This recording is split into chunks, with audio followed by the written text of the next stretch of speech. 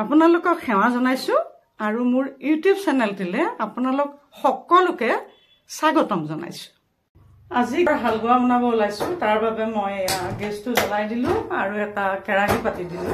এই কেৰাহীতে মই অলপমান ঘি দি দিলো সুজিখিনি ভাজি লবৰ কাৰণে। এয়া ঘি ডাঙৰ চামুচৰে এচামুচ মই ঘি দি দিলো। ঘিখিনি অকমান গৰম হ'বলৈ দিছো। ঘিটো বেছি গৰম নহওঁতে মই এয়া 1 কাপ সুজি, জেনেৰেল সুজিটো 1 কাপ মই ইয়াতে পেলাই দিলো। এটা এখিনি সুন্দৰকৈ মই ভাজি লম।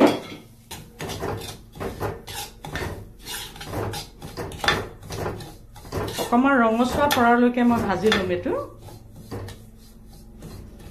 অকমান ৰঙচুৱা হ'বলৈ গৈছে। আপোনালোক যদি মোৰ চেনেলটোলৈ প্ৰথমবাৰ আহিছে তেতিয়াহ'লে please subscribe my A to Z tasty kitchen. মোৰ A to Z টেষ্টি কিচেনটো সাবস্ক্ৰাইব কৰি ল'ব আৰু বেল আইকনটো টিপি থব।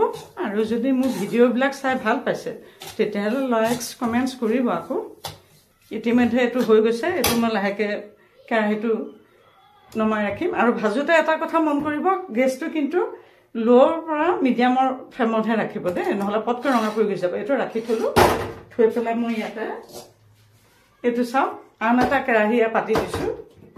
যেহেতু মই 1 কাপ সুজি লৈছো, গতিকে মই ইয়াত 3 কাপ 2 কাপ গাখীৰ দিছো আৰু 1 কাপ পানী দিছো। এতিয়া এখিনি মই ইয়াতে গৰম কৰিম।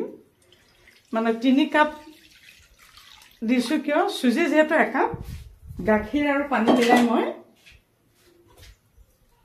3 কাপ দিছো। সেইটোৱে হৈছে পাৰফেক্ট জোখ। তাতে ইলাচি গুটি 3টা পেলাই দিছো। গাখীৰখিনি ক্ৰমান্বয়ে গৰম হ'বলৈ ধৰিছে। এটো লৰাই থাকিব লাগিব যাতে গাখীৰটো তলত বহি নাযায়।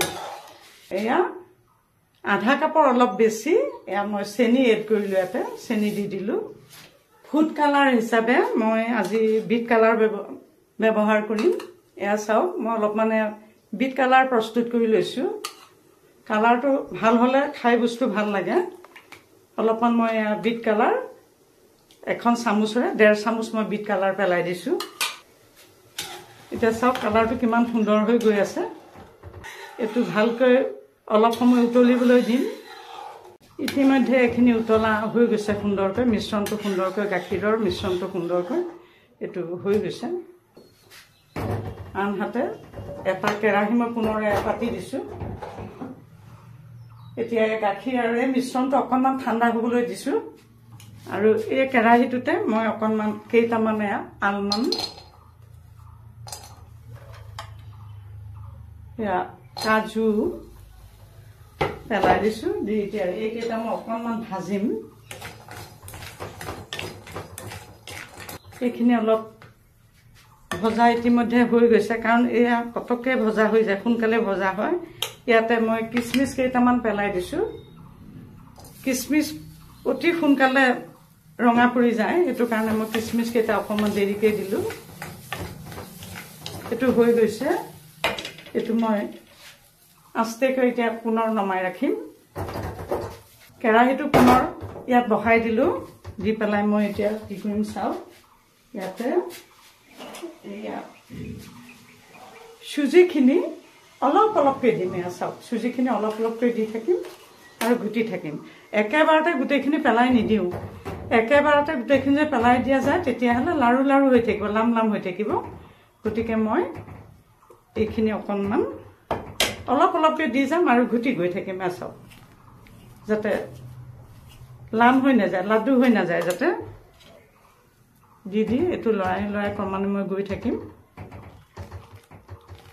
জুইটো মিডিয়াম ফ্লেমত দিছো বৰ্তমান। চাওক সুন্দৰ হৈ অলপমান ডাঠ হৈ যাব ধৰিছে। ইয়াতে মই বাকী এইকেইটাও আস্তে আস্তেকে পেলাই দিম।